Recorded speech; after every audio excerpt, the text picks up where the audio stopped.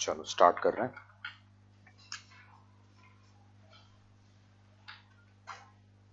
नए पेज पर हेडिंग दो।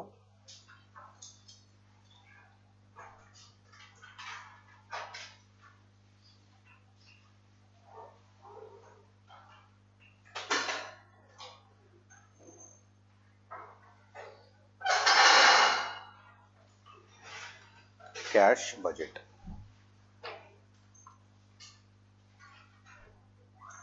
ये ट्रेजरी मैनेजमेंट का लास्ट पार्ट है। बस इसके बाद हम लोग अपना आखिरी यूनिट स्टार्ट करेंगे, estimation of working capital.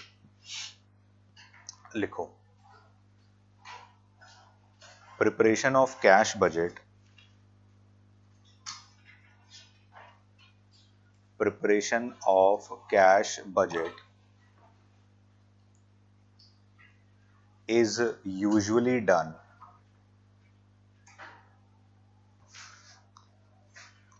to estimate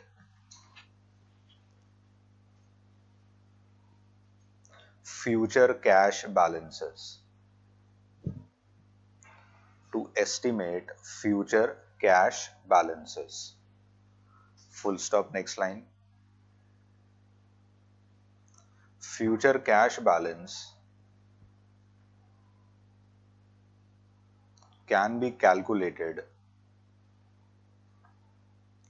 Future cash balance can be calculated on a monthly basis or on a quarterly basis. Monthly basis or on a quarterly basis. Full stop, next line. Estimation of future cash. Estimation of future cash is done on the basis of historical information. On the basis of historical information given in the problem.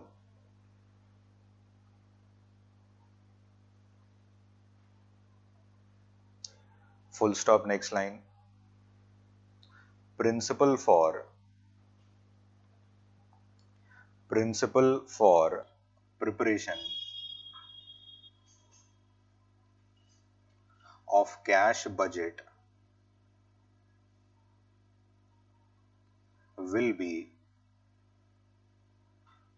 cash basis and not on accrual basis.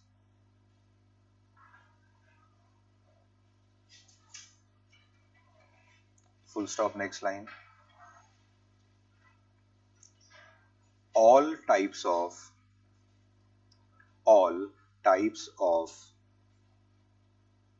receipts and payments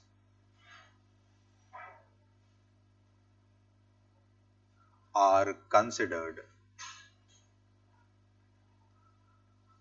for the preparation of cash budget, comma, that is capital and revenue. Capital and revenue. Full stop, next line. The time period for which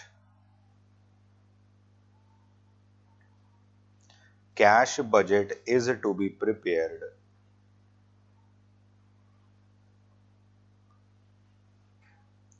will always be given in the problem. Will always be given in the problem.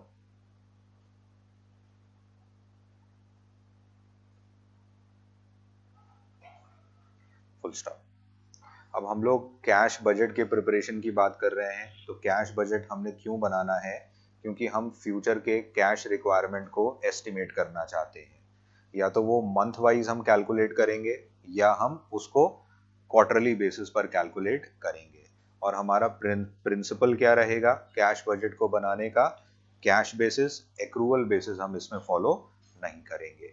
और सारी types of payments, सारी type of receipts को consider करना, चाहे वो capital nature की हो, चाहे वो रेवेन्यू नेचर की हो, लेकिन रिसीट्स कैश होनी चाहिए और पेमेंट्स भी कौन सा होना चाहिए, कैश। माने नॉन कैश ट्रांजैक्शन को कैश बजट के अंदर कंसिडर मत करना।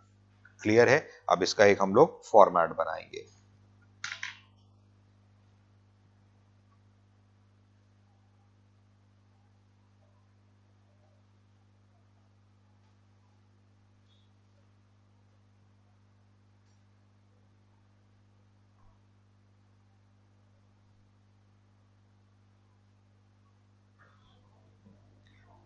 पहला पार्ट है इसका receipts.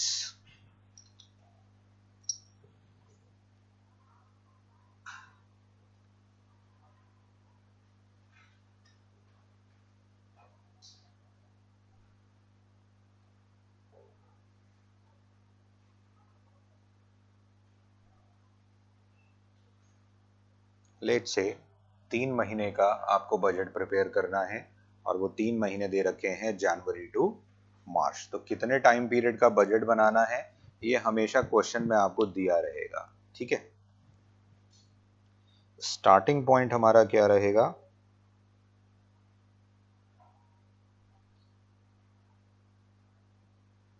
Opening balance of cash. ये आपको क्वेश्चन में दिया रहेगा, या तो 1 जनवरी का फर्स्ट जनवरी का ओपनिंग बैलेंस बताएगा या 31 दिसंबर का क्लोजिंग बैलेंस बता देगा क्वेश्चन में। तो बजट को आप यहीं से स्टार्ट करोगे, ओपनिंग बैलेंस ऑफ कैश से। फिर आप देखना क्या क्वेश्चन में आपको कैश सेल्स दे रखी हैं। अगर सेल्स का ब्रेकअप होगा तभी आपको कैश सेल्स नजर आएगा, वरना तो हम सारा सेल क्या मानेंगे, क्रेडिट सेल मान लेंगे। और कैश सेल दिखाने के बाद सबसे इंपॉर्टेंट पार्ट इसमें आता है कलेक्शन फ्रॉम डेटर्स।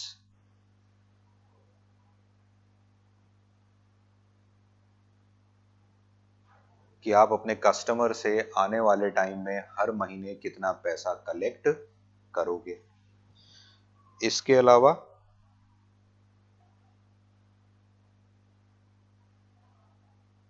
किसी और टाइप की रिसीट्स हैं, कोई डिविडेंड इनकम है, इंटरेस्ट इनकम है, या आप लोन ले रहे हो, या इक्विटी शेयर इशू कर रहे हो, या फिक्स्ड एसेट बेच रहे हो, तो जिस महीने जितना पैसा आप रियलाइज करोगे उस महीने उतना फिगर आप शो कर देना। हम लोग यहाँ पर लिख दे रहे हैं उसको अदर रिसीट्स में। लिस्ट बहुत लंबा है, आप इनफ्लो के ऊपर कॉन्सेंट्रेट करना, किस महीना कितना इनफ्लो आपको होगा।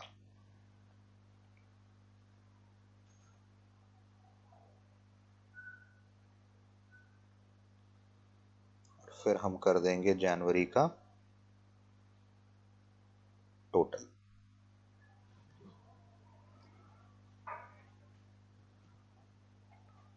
बनाते जाओ। रिसीट्स को कंपेयर किसके साथ करेंगे, पेमेंट्स के साथ।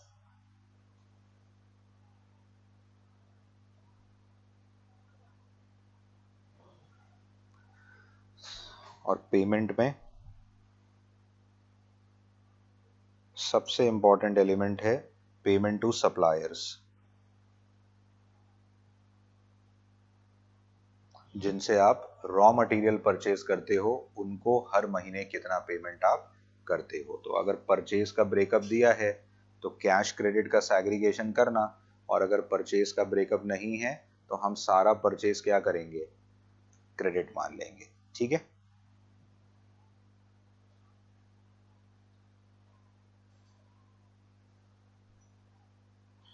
फिर क्या आएगा, एक्सपेंसेस का पेमेंट, कि हर महीने आप कितना एक्सपेंसेस का पेमेंट करोगे।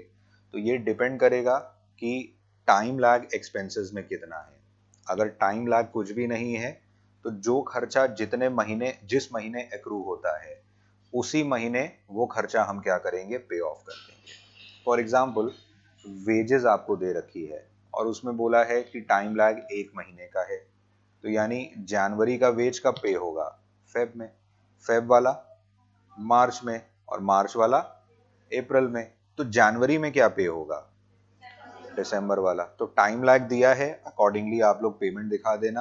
और अगर टाइम लैग नहीं है तो फिर क्या करोगे? जो खर्चा जिस महीने एक्रू होगा उसी महीने उसका पेमेंट आप शो कर दोगे।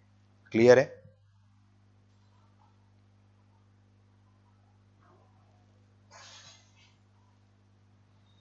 और इसके बाद हम लोग लिख देते हैं अदर पेमेंट्स। अदर पेमेंट्स चाहे कैपिटल हो चाहे रेवेन्यू हो, आप यहां पर शो कर देना।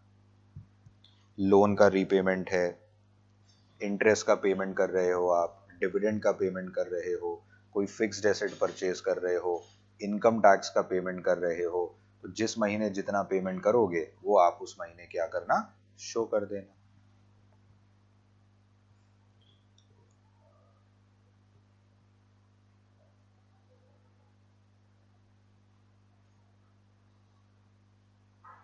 अब हम कर देंगे इसका टोटल, और दोनों टोटल आपस में कंपेयर कर लें तो हमें क्या पता चल जाएगा?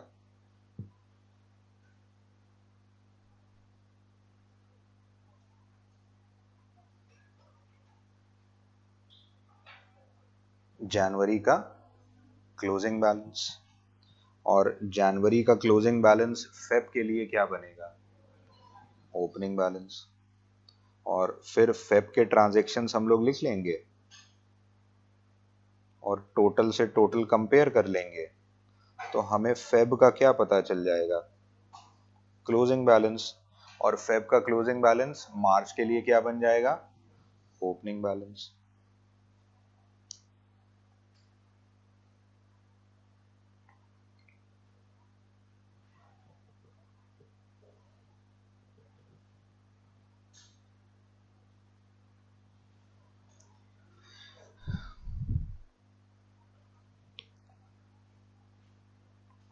सिंपल है बजट।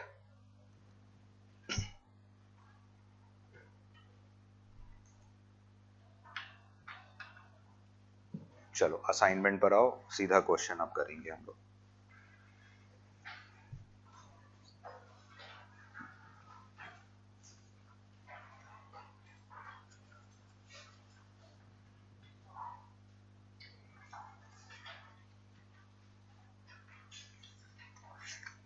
Question number 9।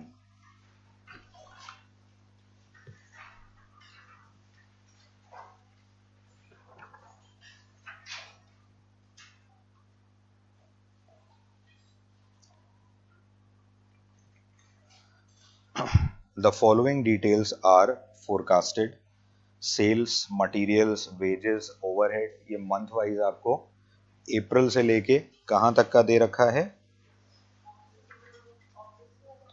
सितंबर तक का दे रखा है, राइट। और क्वेश्चन का अगर हम लोग लास्ट लाइन रीड करें तो देखो उसमें लिखा है you are required to prepare monthly cash budget on the basis of above information for 4 months beginning from June. माने जून, जुलाई, अगस्त, सितंबर, इतने टाइम पीरियड का हमें बजट बनाना है। सेल्स के लिए पॉइंट नंबर 1 में बोल रहा है कि 20% कैश है, तो यानी 80% क्या होगी? क्रेडिट होगी। 50% of the credit sale are collected next month. जिस महीने जितना क्रेडिट सेल करते हो उसका आधा पैसा अगले महीने कलेक्ट होता है, और बाकी बचा कुचा पैसा उसके भी अगले महीने कलेक्ट होता है। यानी जनवरी में जितना क्रेडिट सेल किया उसका आधा पैसा फेब में आएगा, और बाकी आधा पैसा कब आएगा? मार्च में आएगा। Credit allowed by suppliers is 2 months। तो पहले हम लोग एक वर्किंग नोट तैयार करेंगे बच्चों, कलेक्शन फ्रॉम डेटर्स वाला, कि हर महीने कितना कलेक्शन होगा ये कैलकुलेट कैसे करेंगे। वर्किंग नोट तैयार करेंगे।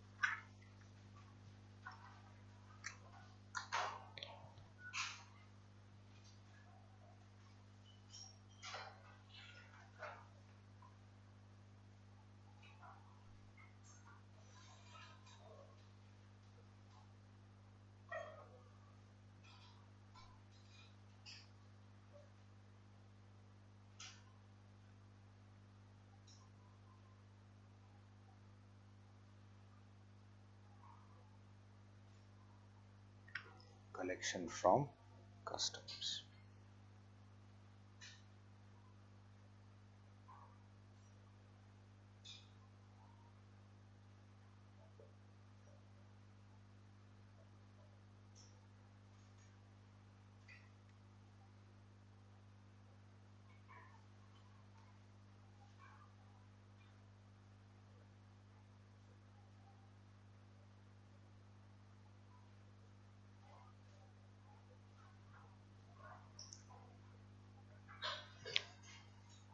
अब सबसे पहले हम लोग total sales month wise copy कर लेंगे। तो बताना अप्रैल का सेल्स कितना है,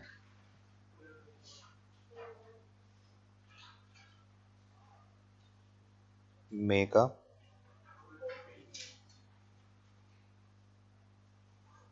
जून का, जुलाई,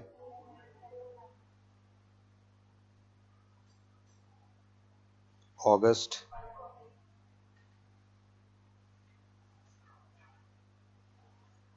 सितंबर 16,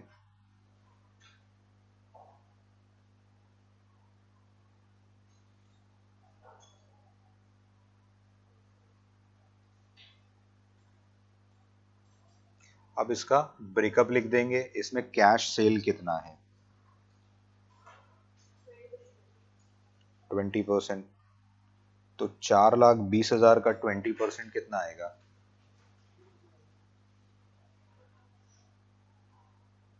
84।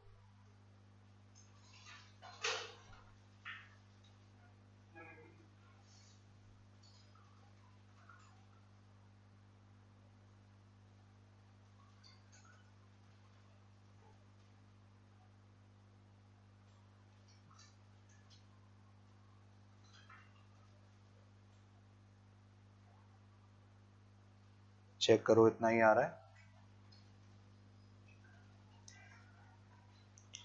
कैश इतना है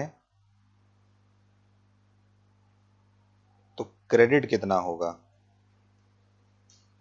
80%। कैलकुलेट कर लो कितना बनेगा,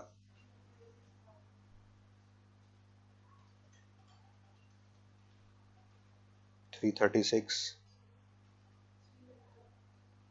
360,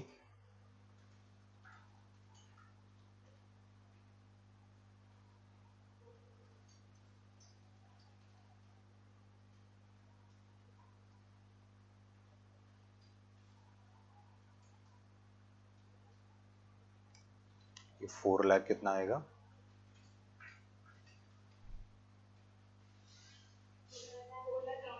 88,000।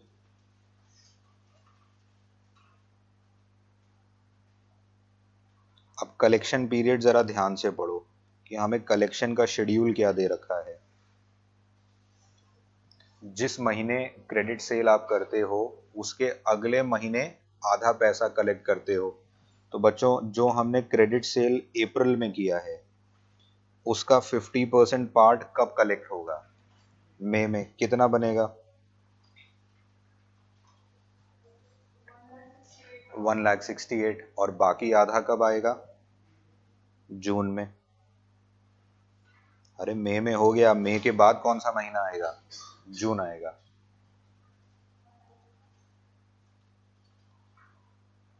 मई में जो क्रेडिट सेल किया उसका आधा पैसा कब कलेक्ट होगा, जून में। और बाकी आधा कब कलेक्ट होगा, जुलाई में। फिर जून में जितना क्रेडिट सेल किया उसका आधा पैसा जुलाई में और आधा पैसा अगस्त में। जुलाई में जो क्रेडिट सेल किया उसका आधा पैसा अगस्त में और बाकी आधा कब आएगा, सितंबर में।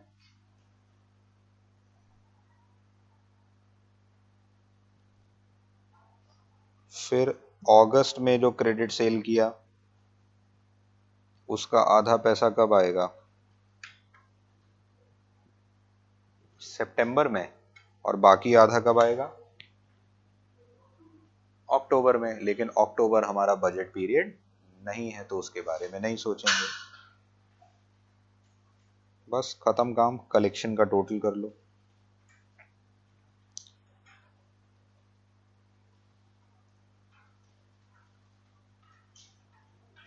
$348।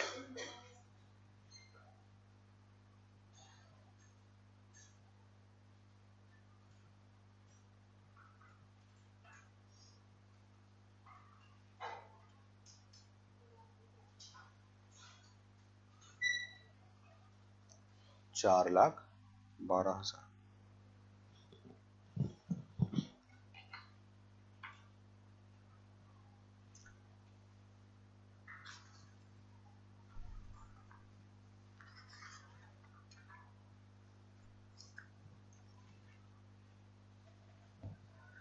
क्लियर है ये पॉइंट? कैश बजट का बच्चों सबसे इंपॉर्टेंट पॉइंट है डेटर्स का कलेक्शन। इसके बाद सारे पॉइंट्स बहुत सिंपल नजर आएंगे आपको।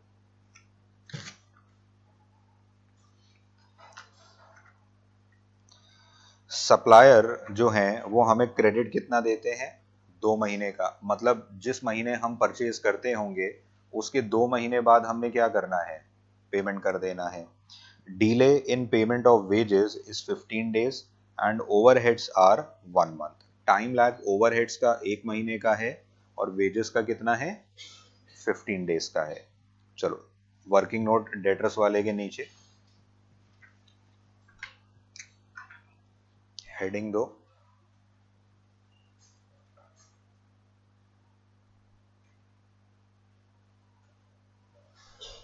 Payment of wages. लिखो इसके नीचे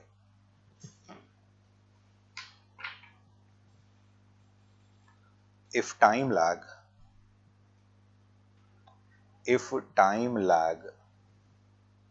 in wages if time lag in wages is given in days, comma, then we will assume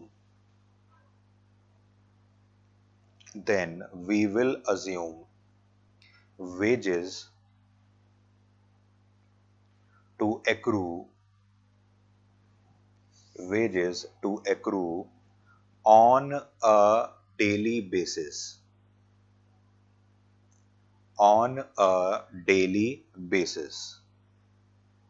अब बच्चों ये हमारा एक प्रिजम्पशन है कि अगर वेजेस का टाइम लैग दिनों में दे रखा है तो वेजेस को एक्रू किस बेसिस पर मानोगे? डेली बेसिस पे। जैसे हमें टाइम लैग 15 दिन का दे रखा है तो इसका मतलब जो महीने की पहली तारीख को वेज ड्यू होती है उसका पेमेंट 15 दिन बाद होता है। यानी कि पहले तारीख वाला वेज पे कब होगा? 16 तारीख को। 2 तारीख वाला वेज 17 को, 3 वाला, 4 वाला, 5 वाला, 6 वाला। तो हम ये मेकआउट कर सकते हैं ना कि किसी भी महीने के शुरुआत के 15 दिन की वेजेस उसी दिन पे हो जाएंगी और आखिरी के 15 दिन की वेजेस अगले महीने पे होंगी। ये मेकआउट कर सकते हैं कि नहीं, है ना? जनवरी की वेज है तो जनवरी की वेज जो पहले 15 दिन की है वो जनवरी में ही पे हो जाएगी और अगले 15 दिन की वेज फेब में पे होगी। हम सेफली मान सकते हैं कि हर महीने 30 डेज होते हैं। ऐसे करके मत देखना कि किसमें 30 है, किसमें 28 है, किसमें 31 है। कैलकुलेशन इजी रखने के लिए हर महीने हम दिन कितने मानेंगे? 30 मान लेंगे। तो हमें पेमेंट कैलकुलेट करना है जून का। अगर हम जून के वेजेस पेमेंट की बात करें तो ये कैसे निकलेगा?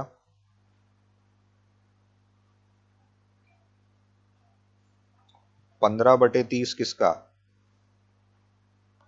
जून की वेजेस का प्लस 15/30 मई की वेजेस का। पिछले महीने की आखिरी के 15 दिन जून में पे होंगे और जून के शुरुआत के 15 दिन जून में पे हो जाएंगे। तो हमें जून का वेजेस क्वेश्चन में दे रखा है। बोलो कितना? हाँ, 1,65,000।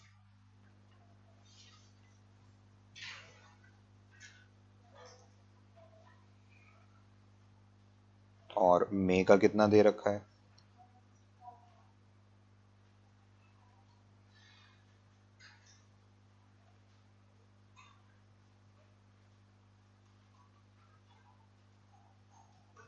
बोलो कितना बनेगा ये? 1,62,500। बोलो ये पॉइंट समझ में आया? अब आएगा जुलाई का कैलकुलेशन।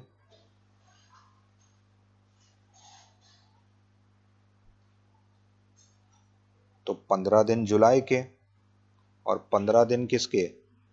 जून के।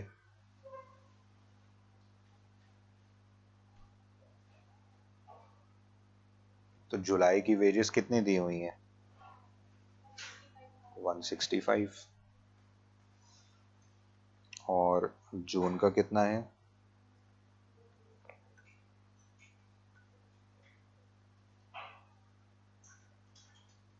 कितना आएगा ये?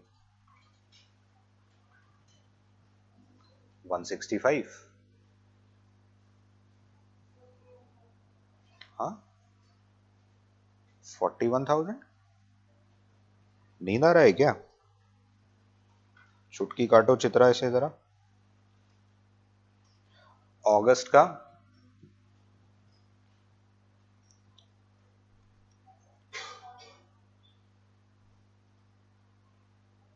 15 दिन अगस्त का और 15 दिन किसका आएगा? जुलाई का। तो अगस्त का कितना है वेज? 165। और जुलाई का कितना है?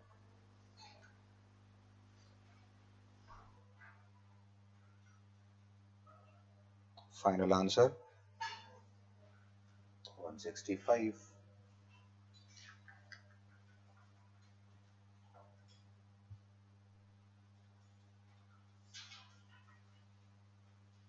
अब आया सितंबर।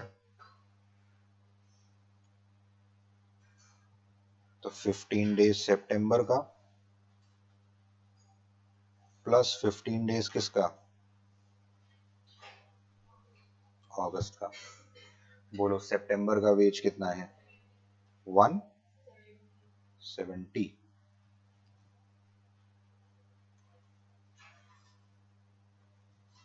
और अगस्त का कितना है? कितना बनेगा ये? 167,500। ठीक है, तो वेजेस में एक प्रिजम्पशन है, अगर टाइम लैग डेज में दे रखा है तो हम वेजेस को डेली बेसिस पर एक्रूवल मान लेंगे।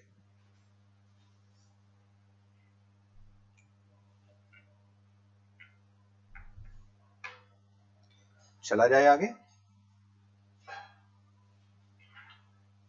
अब ओवरहेड्स तो मंथ्स में दे रखा है ना, यानी मई वाला कब पे होगा? जून में। जून वाला जुलाई में। जुलाई वाला अगस्त में।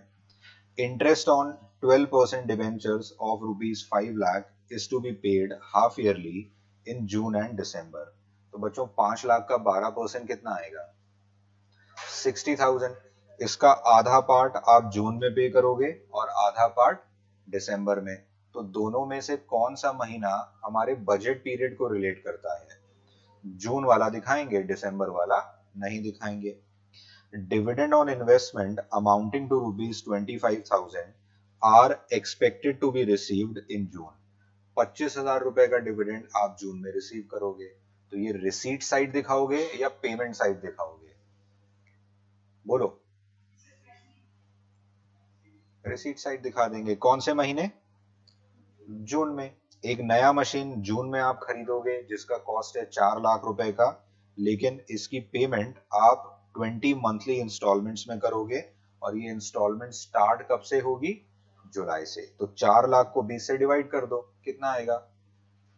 20,000, और ये 20,000 का पेमेंट कब से स्टार्ट होगा? जुलाई से।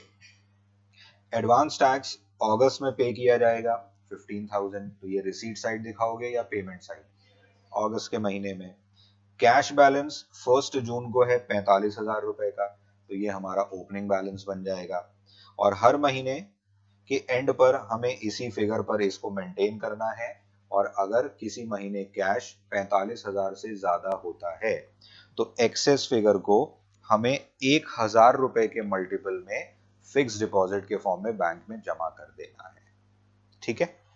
You are required to prepare monthly cash budget on the basis of above information for 4 months beginning from June. अब सारी इंफॉर्मेशन असेंबल करके फॉर्मेट के अंदर डालते हैं।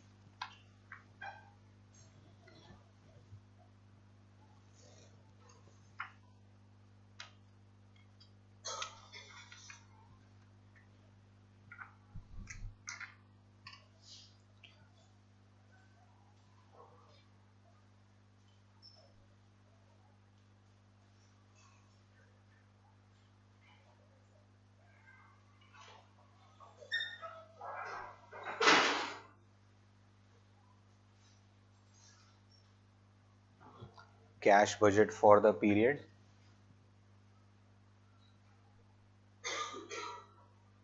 जून to June to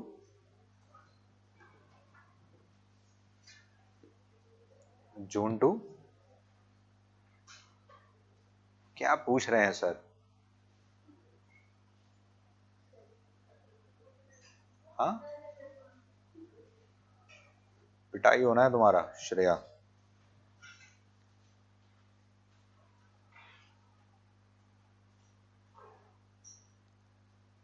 June to सितंबर।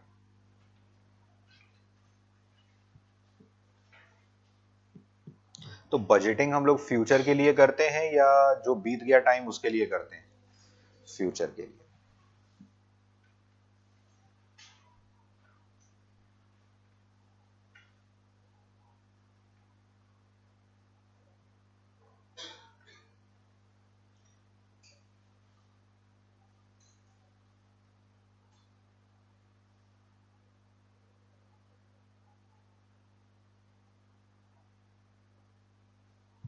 जून, जुलाई, अगस्त, सितंबर।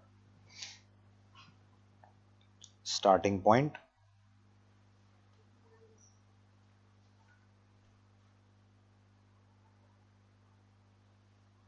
Opening balance. 1 जून को हमें बैलेंस कितना दे रखा है? 45,000। अब वर्किंग नोट से देखकर बताना जून में हमारा कैश सेल्स कितना है? हाँ, जून में 1,00,000। जुलाई में कैश सेल कितना है? अगस्त में 1,00,000। सितंबर में 22। अब मंथ वाइज हम लोग लिखेंगे कलेक्शन।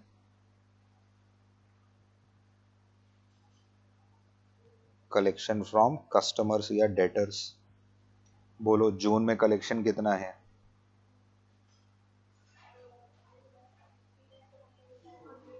जुलाई में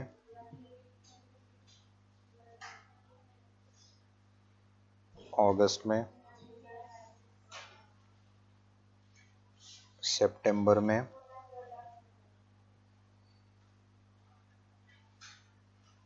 4,12,000। फिर बच्चों आएगा डिविडेंड। ये किस महीने हम रिसीव करेंगे? जून में। कितना रुपया? कोई और रिसीट क्वेश्चन में दिया हुआ है?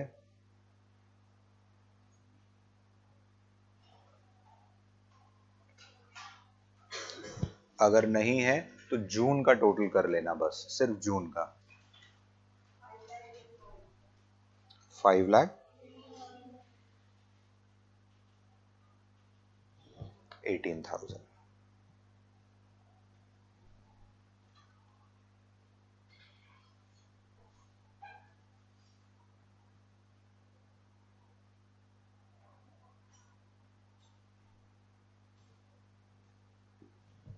अब आएगा पेमेंट्स।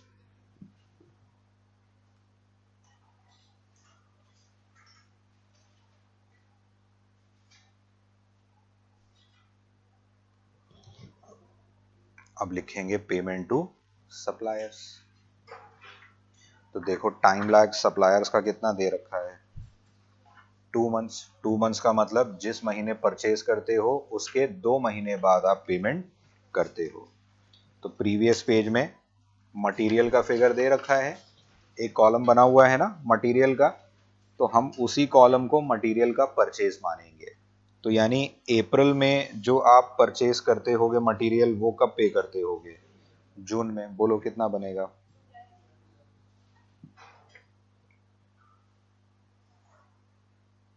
मई वाला पेमेंट, जून वाला पेमेंट, जुलाई वाला पेमेंट। बोलो बात समझ में आया। Payment to supplier easy point है।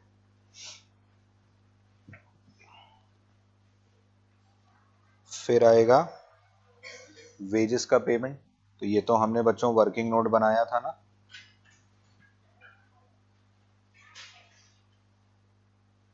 जून का कितना निकाला है। Next, next, next, 167500। इसके बाद आएगा ओवरहेड्स, और ओवरहेड्स में टाइम लैग कितना दे रखा है, 1 महीना। यानी जिस महीने एक्रू होगा उसके 1 महीने बाद उसका पेमेंट होगा। तो मई वाला कब पे होगा, जून में। मई वाला है कितना, 40,000।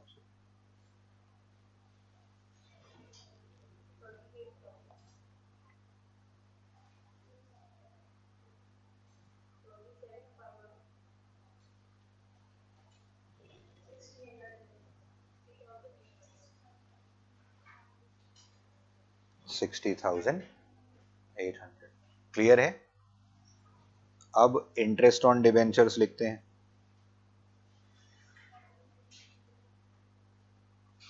तो 5 लाख का 12% कितना आएगा, 60,000। और 2 बार में पे करना है तो 30-30। पहला पेमेंट कब होगा, जून में। और दूसरा वो हमारे बजट पीरियड का पार्ट नहीं है। फिर आएगा इंस्टॉलमेंट मशीन का।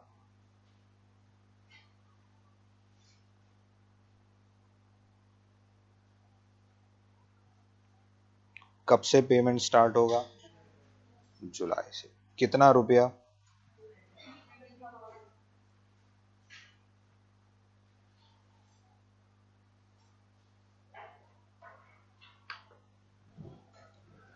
20,000। एडवांस टैक्स कितना रुपया है, किस महीने आएगा। Any other payment, any other payment अगर नहीं है तो जून का टोटल कर लो पहले।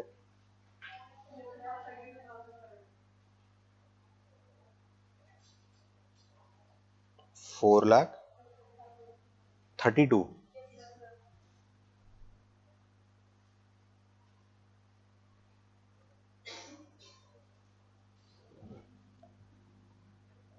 अब टोटल में से टोटल माइनस करो, कितना, 85,000। ये 45,000 से ज्यादा है या नहीं है, बोलो, बोलो बच्चों। ज्यादा है। तो ये क्वेश्चन में लिखा हुआ था ना कि 45,000 से ज्यादा अगर किसी महीने बैलेंस आएगा तो एक्सेस फिगर को 1,000 रुपए के मल्टीपल में आप एफडी के फॉर्म में जमा कर दोगे। तो 85,500 में से 45,000 माइनस कर दो, 40,500। लेकिन ये 1,000 का मल्टीपल नहीं है, तो 1,000 का मल्टीपल बनेगा कितना, 40,000। तो हम एफडी कितने की करेंगे, 40,000 की।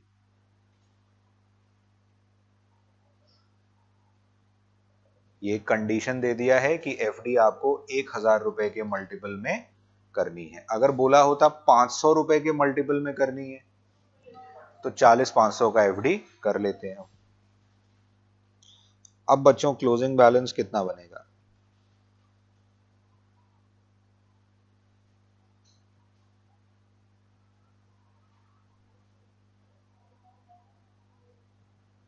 $45,500। और ये जुलाई के लिए क्या बनेगा? अब जुलाई का टोटल करो रिसीट्स का। 5,23,000। पेमेंट्स का टोटल करो।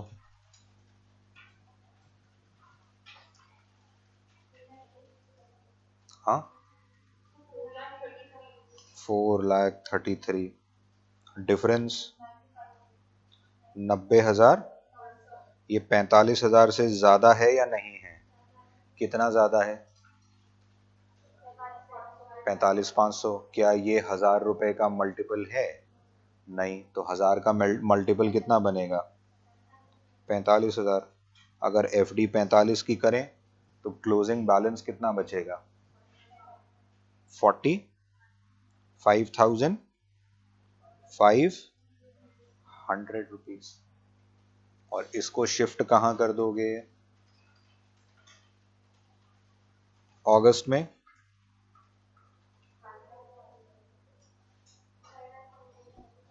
5,40,000। पेमेंट्स का टोटल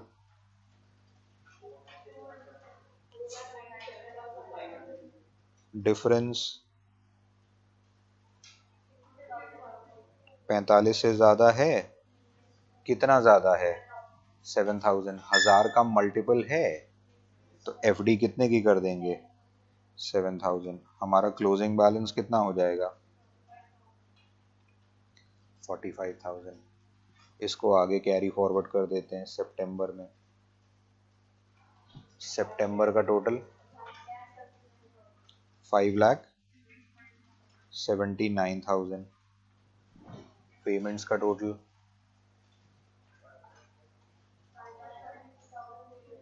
5,30,300। डिफरेंस कितना? 40। गलत है। 48,000। क्या ये 45,000 से ज्यादा है? कितना? 3,700। क्या ये 1,000 का मल्टीपल है? नो। 1,000 का मल्टीपल कितना बनेगा? तो एफडी 3,000 की। Closing balance 45,700। और बच्चों एक महीने का भी टोटल आपने गलत किया ना तो आगे वाले सारे महीने की फिगर जो है ना सब गलत हो जाएंगी। तो स्टार्टिंग मंथ्स को बहुत ध्यान से करना।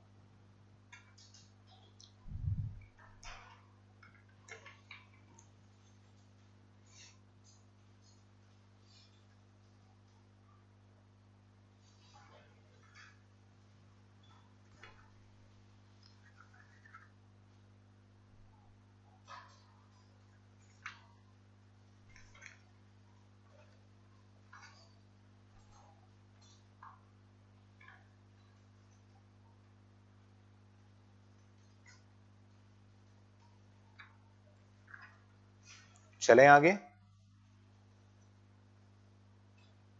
Problem number 10।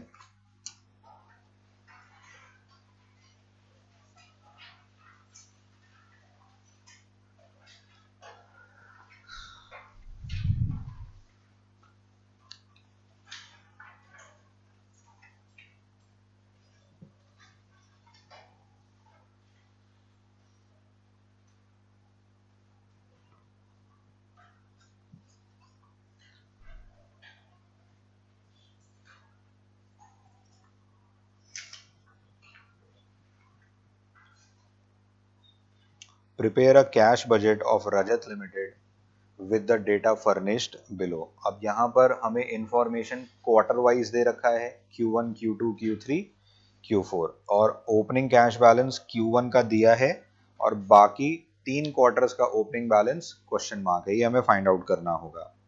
Collection from debtors, material का purchase, other expenses, salaries, tax, machine का परचेज, ये हर क्वार्टर का हमें दे रखा है। Company desires to maintain a cash balance of 15,000 at the end of each quarter, यानी कंडीशन दे दी है हर क्वार्टर के एंड पर हमें कैश बैलेंस कितना मेंटेन करना है, 15,000 रुपए का। कैश कैन बी बोरोड और repaid in multiples of ₹500 at an interest rate of 10%। अब प्रीवियस क्वेश्चन में जमा करने के लिए बोला था, इस क्वेश्चन में क्या बोल रहा है, उधार लेने के लिए, यानी किसी भी क्वार्टर में कैश का बैलेंस 15,000 से कम आता है तो डिफरेंस फिगर आप क्या कर सकते हो, बोरो कर सकते हो, जिसपे ब्याज का पेमेंट कितने परसेंटेज के हिसाब से होगा, 10%। और लोन अगर लोगे, देखो लिखा है ना, बोरोड और रीपेड, लोगे या वापस करोगे तो वो कितने रुपए के मल्टीपल्स में होना चाहिए, 500 रुपए के। जैसे प्रीवियस क्वेश्चन में एफडी कितने रुपए के मल्टीपल्स में करोगे, 1000, तो यहां लोन लोगे या लोन वापस कर दोगे, नहीं वापस करोगे तो कितने रुपए के मल्टीपल्स में करोगे, 500 रुपए के मल्टीपल्स में। Management does not want to borrow cash more than what is necessary and wants to repay as early as possible. तो कंपनी उतना ही लोन लेना चाहती है जितनी जरूरत है, उससे ज्यादा नहीं, और जितना जल्दी हो सकेगा उतनी जल्दी कंपनी क्या करेगी, लोन का रीपेमेंट। मतलब कहने का, किसी क्वार्टर में अगर डेफिसिट है तो लोन लेंगे, किसी में सरप्लस भी तो आ सकता है, तो सरप्लस वाले क्वार्टर में तुरंत क्या करना, लोन का रीपेमेंट कर देना। लेकिन कितने रुपए के मल्टीपल्स में, 500 रुपए के मल्टीपल्स में। In any event loans cannot be extended beyond 4 quarters, यानी क्वेश्चन आपके लिए ऐसा बनाया गया है कि लोन का रीपेमेंट 4 क्वार्टर्स के अंदर इसमें हो ही जाएगा, बचेगा नहीं कुछ लोन। इंटरेस्ट का कैलकुलेशन और पेमेंट, इंटरेस्ट का कैलकुलेशन एंड पेमेंट तब करना जब आप प्रिंसिपल अमाउंट को क्या करते हो, रीपे। यानी ब्याज का कैलकुलेशन भी और ब्याज का पेमेंट भी कब करना, जब प्रिंसिपल वैल्यू को रीपे करोगे। और प्रिंसिपल वैल्यू रीपे कब करोगे, जब सरप्लस आएगा। फॉर एग्जांपल, पहले क्वार्टर में डेफिसिट है, ठीक है, तो हमने पहले क्वार्टर में लोन लिया, आदित्य पहले क्वार्टर में लोन लिया, थर्ड क्वार्टर में सरप्लस आया, तो हम ब्याज का कैलकुलेशन और ब्याज का पेमेंट कौन से क्वार्टर में करेंगे, थर्ड क्वार्टर में। सेकेंड क्वार्टर में हम नहीं करेंगे। Assume that borrowings takes place at the beginning, यानी पैसा उधार लोगे तो उधार कब लेना है, शुरुआत में, और जब रीपेमेंट की बच्चों बात करोगे तो payments are made at end of quarter, यानी पैसा उधार क्वार्टर के बिगिनिंग पर करना और रीपेमेंट कब करना है, क्वार्टर के एंड पर। जैसे फर्स्ट क्वार्टर में डेफिसिट आया तो वो हमें उधार लेना होगा, तो हमें मानना क्या है, वो उधार हमने कब लिया होगा, फर्स्ट क्वार्टर के बिगिनिंग पर, है ना। और रीपेमेंट अगर थर्ड क्वार्टर में कर रहे हैं तो क्या मानना पड़ेगा, थर्ड क्वार्टर के एंड पर हम रीपेमेंट करेंगे। ऐसा मैं नहीं बोल रहा हूं, ऐसा क्वेश्चन में लिखा हुआ है। तो ये जो 3 क्वेश्चन मार्क्स हैं ये हमें 1 बाय 1 क्या करने होंगे, फाइंड आउट करने होंगे। क्वेश्चन समझ में आया, स्टार्ट करें।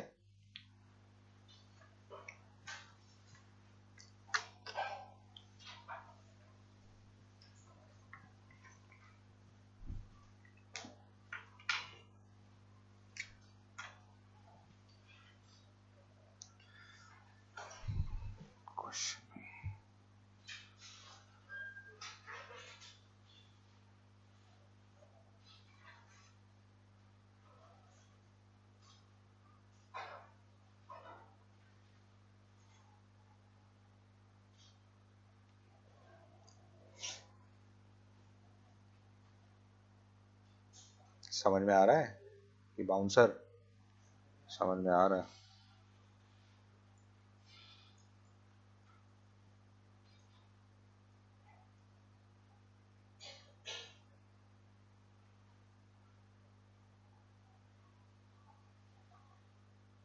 Q1, Q2, Q3,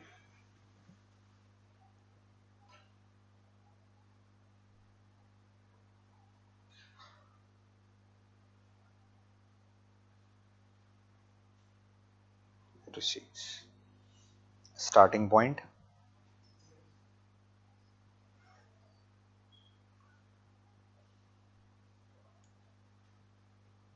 बोलो Q1 का ओपनिंग बैलेंस कितना है?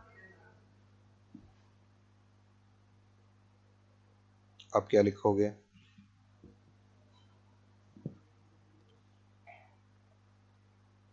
ये क्वेश्चन में दिया है क्या? बोलो कितना? रिसीट्स में और कुछ है? हाँ, रिसीट्स में और कुछ है? लोन हो सकता है, लेकिन अभी तो हम पता नहीं कर पाएंगे, तो उसको बाद में देखेंगे हम लोग। टोटल कितना हो गया? 135।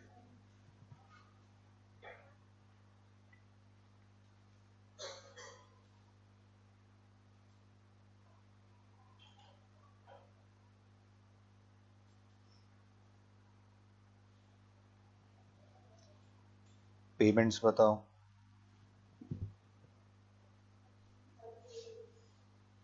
कोई टाइम लैग तो दिया नहीं है, तो हम मान लेंगे जिस क्वार्टर में आपने परचेज किया उसी क्वार्टर में आप पेमेंट भी कर देते हो।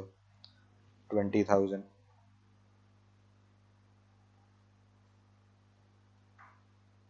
अदर एक्सपेंसेस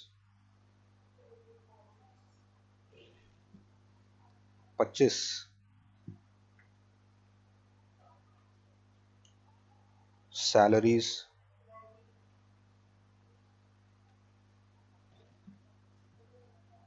और टैक्स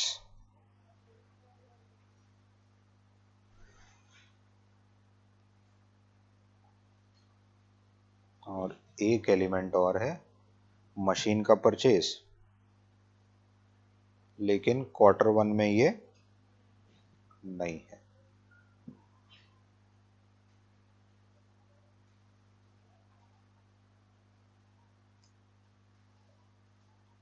अब ये Q1 का टोटल कितना बनेगा? हाँ, 1,40,000।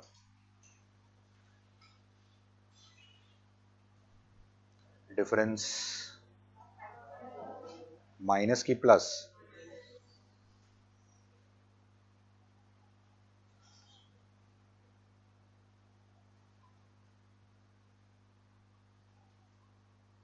हमें बोरो करना पड़ेगा या नहीं करना पड़ेगा? इस तरह से बोरो करना ताकि क्लोजिंग बैलेंस कितना पहुंच जाए? +15 या -15? +15। तो लोन कितने रुपए का लोगे?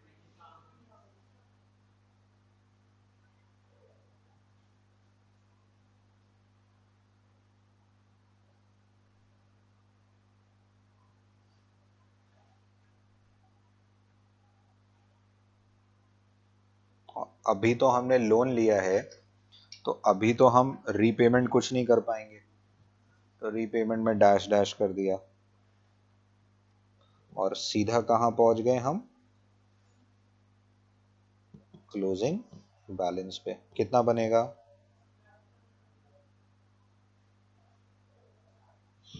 बोलो, Q1 समझ में आया? अब 15,000 कहां चढ़ा दिया जाए? Q2 का ओपनिंग। Q2 का कलेक्शन बताओ। 1,50,000 टोटल। Q2 का परचेज 35। इसके बाद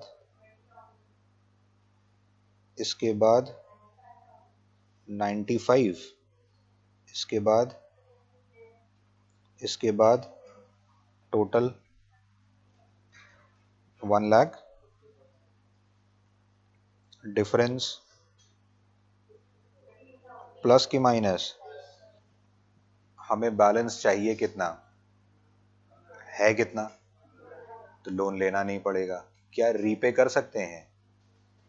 सरप्लस ही नहीं है तो ना लोन लेंगे ना हम लोन वापस कर पाएंगे। तो क्लोजिंग बैलेंस कितना हो गया? 15,000। इसको चढ़ा दो Q3 पे। Q3 पे बच्चों हमारा कलेक्शन कितना है? 1 लाख। टोटल बनेगा परचेज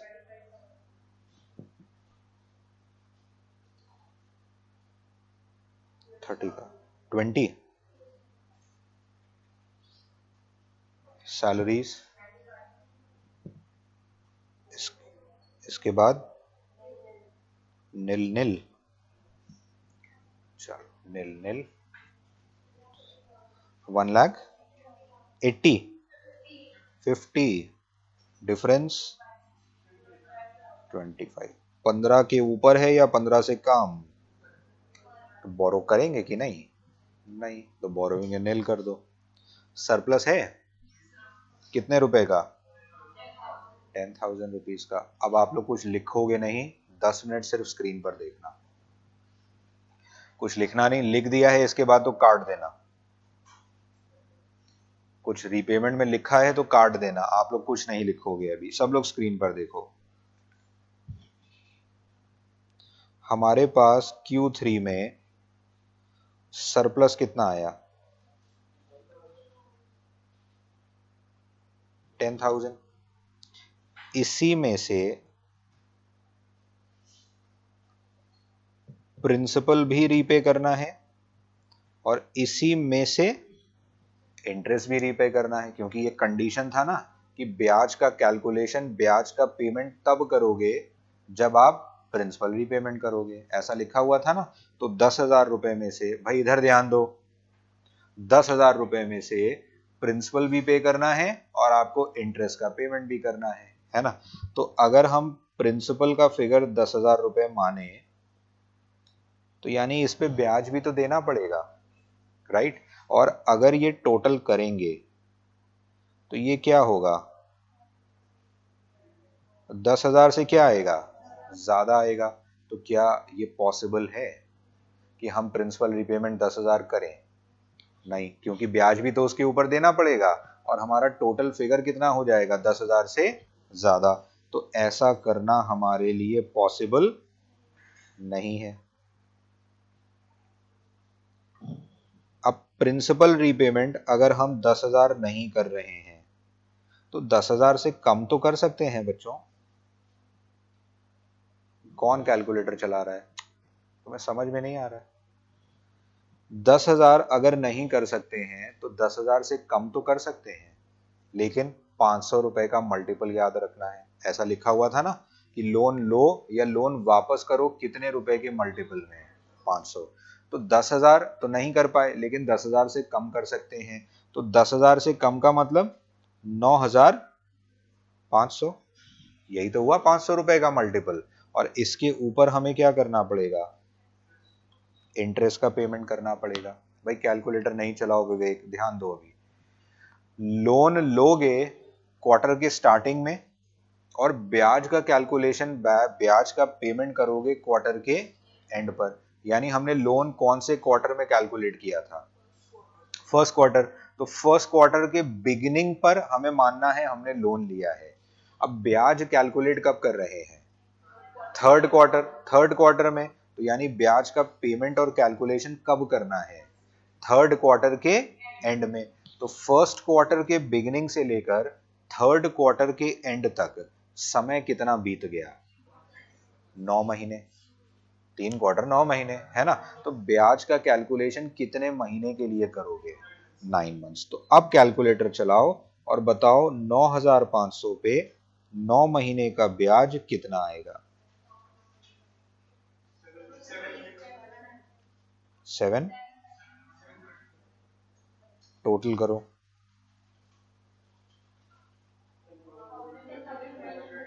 13। हमारे पास सरप्लस कितना है?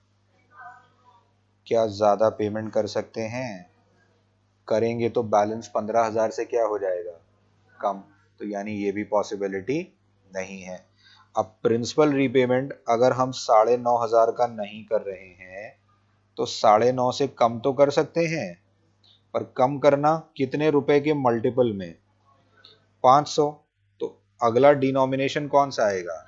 9,000 रुपए। इस पे इंटरेस्ट का कैलकुलेशन अब करो सब लोग।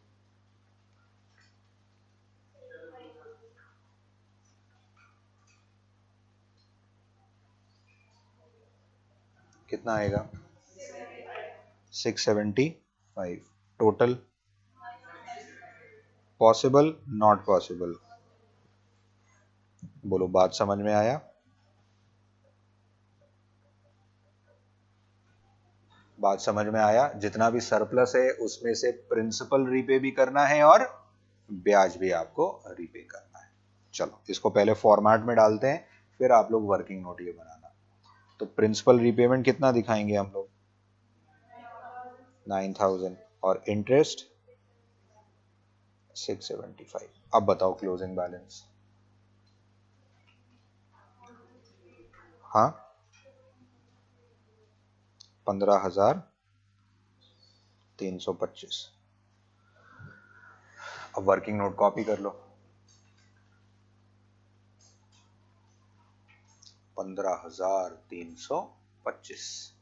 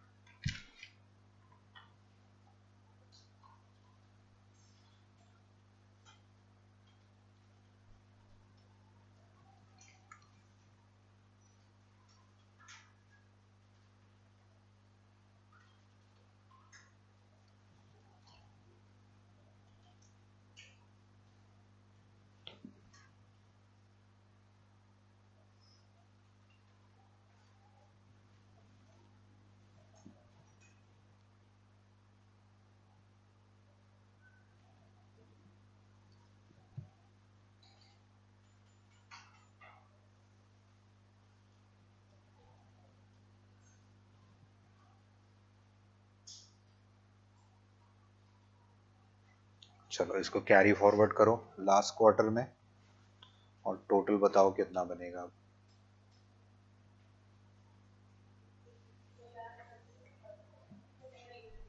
पेमेंट का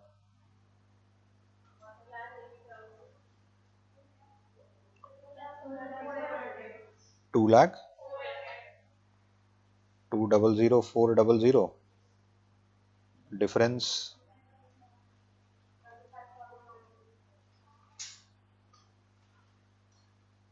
क्या पैसा उधार लेना पड़ेगा? क्या पैसा उधार लेना पड़ेगा? नहीं। अब थर्ड क्वार्टर में लोन रीपे कितना कर चुके हैं? 9,000 का। बचा कितना? 1100। 11,000। अरे मैं ऐसे ही देख रहा हूं। 11,000 रीपे कर सकते हैं। तो ब्याज का कैलकुलेशन उसी क्वार्टर में करना जिस क्वार्टर में इंटरेस्ट का सॉरी प्रिंसिपल का रीपेमेंट करोगे। तो 11,000 पे 10% पूरे साल का कितना बनेगा? 1100। तुमने बोला था बदमाश।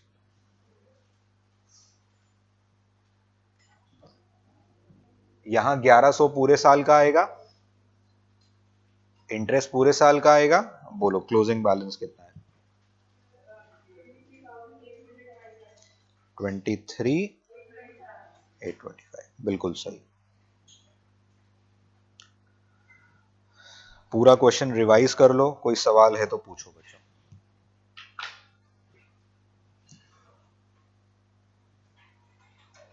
Twenty three 825।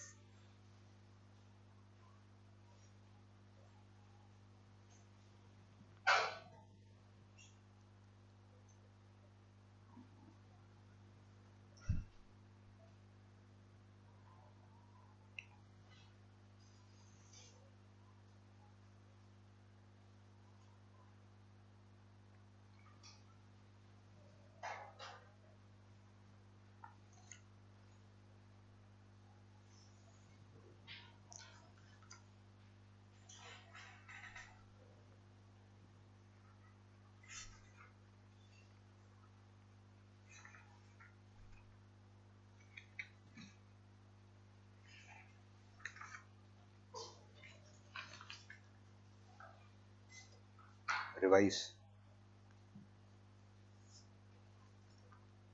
कोई भी कैलकुलेशन नहीं समझ में आई हो पूछ लेना।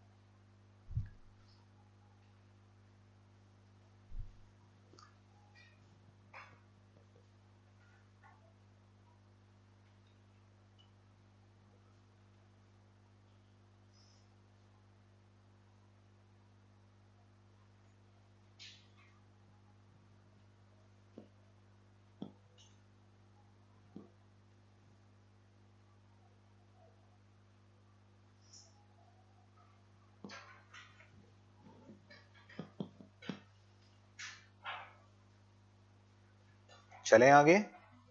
Question number 5।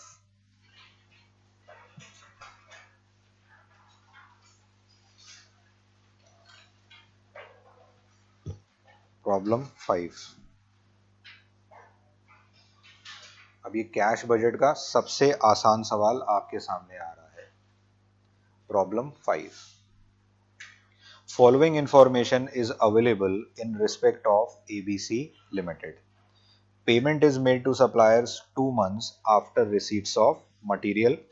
Cash is received from customers 3 months after finished goods are sold. माने कलेक्शन कब करते हो?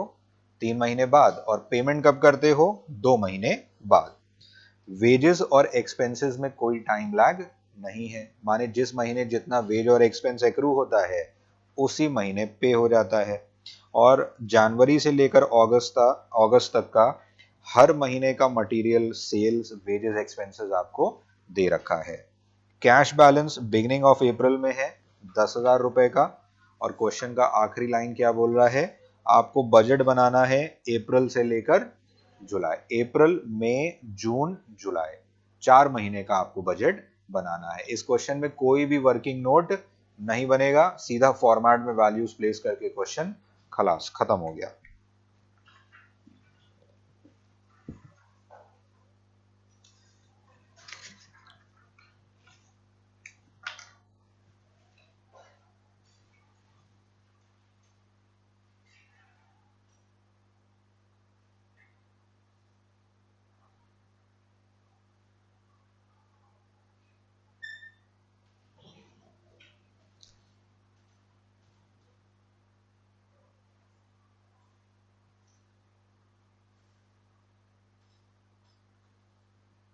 For the period April to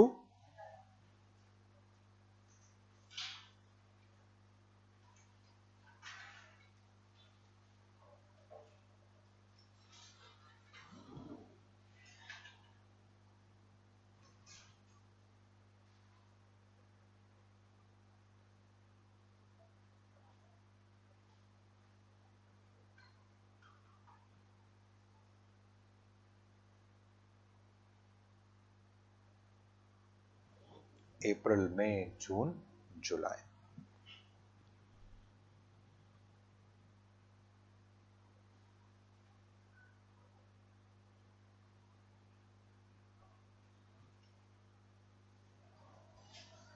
receipts, starting point बोलो कितना है opening balance. Next, cash sale है ही नहीं। कलेक्शन फ्रॉम कस्टमर्स, तो टाइम लैग हमें कस्टमर्स में 3 महीने का दे रखा है। बताओ अप्रैल में कलेक्शन 30 का, मई में कलेक्शन कितने का 33, जून में और जुलाई में 39। पहला फिगर सही लिखा तो उसके बाद कड़ियां जुड़ती चली जाएंगी, ब्लाइंडली कॉपी कर सकते हो। और पहला गलत हो गया तो आगे सब गलत हो जाएगा।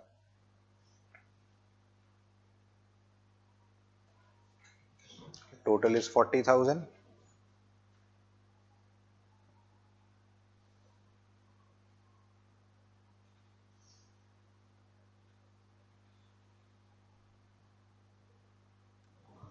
अब आएगा पेमेंट्स।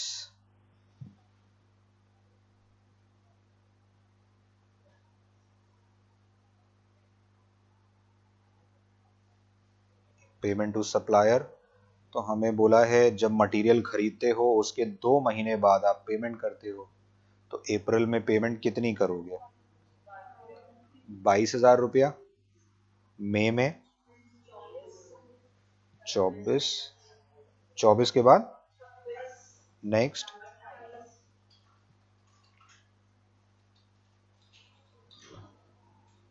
बाय चांस बच्चों कोई सवाल आपके सामने ऐसा आया जिसमें परचेज नहीं दे रखा है, फिर क्या करोगे।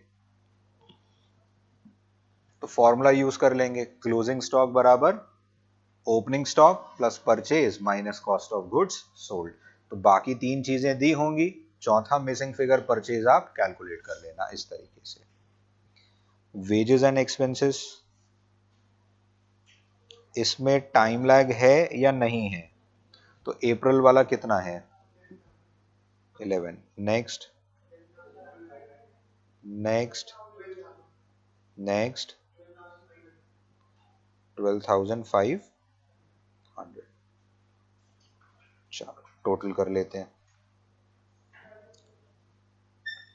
33, नेक्स्ट 35, नेक्स्ट 38, नेक्स्ट।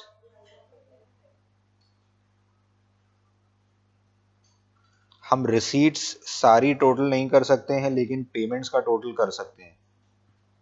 बोलो क्लोजिंग बैलेंस।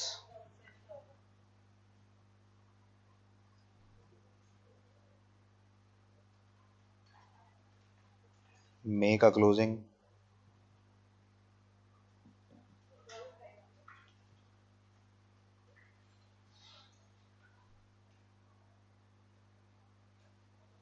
जून का,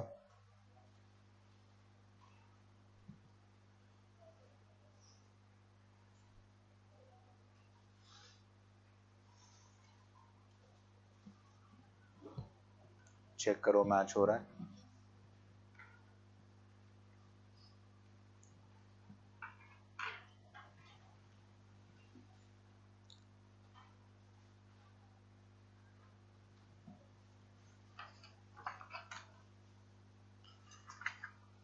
इजी था। चलो अब एक क्वेश्चन बच्चों आप लोग मुझे करके बताओगे, लेकिन क्वेश्चन एक्सप्लेन मैं कर दूंगा पहले आपको। Problem number 12,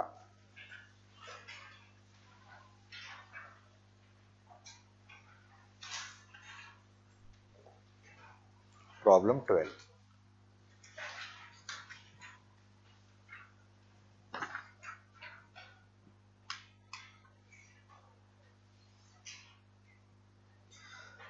Following information relates to ABC Limited for the year 2016.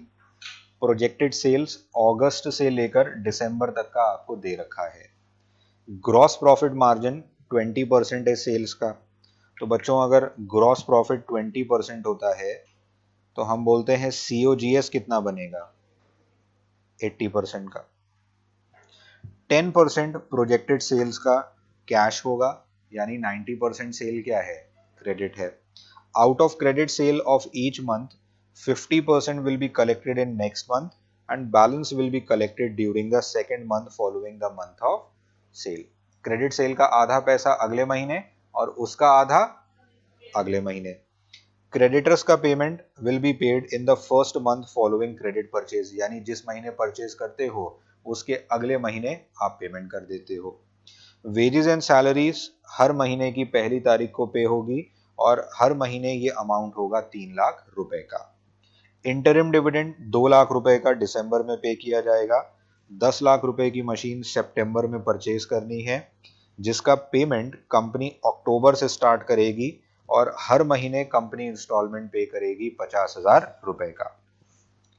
Administrative expense 1 lakh रुपए के हैं पर मंथ और ये उसी महीने पे हो जाएंगे जिस महीने आप इसको इनकर करते होगे। Assuming no minimum cash balance is required, opening cash balance अक्टूबर का दे रखा है 10 लाख रुपए का।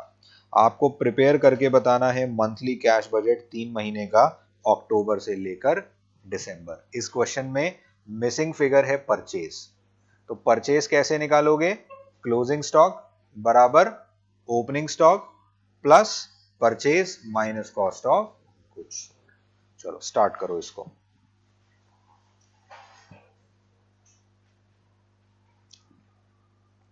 तो पहला working note collection from customers वाला बनाना और फिर परचेज फाइंड आउट करना।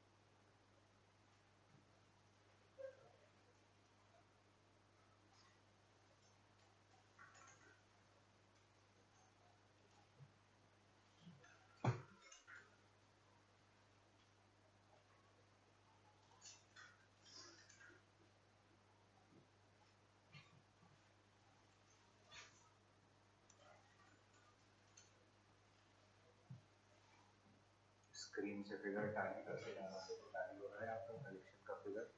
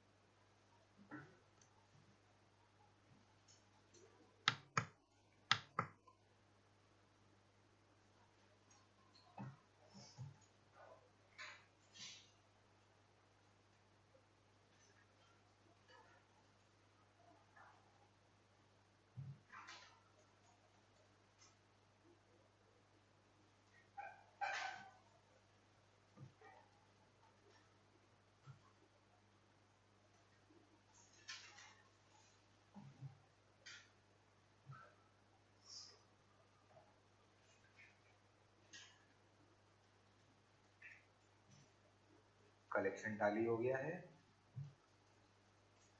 परचेज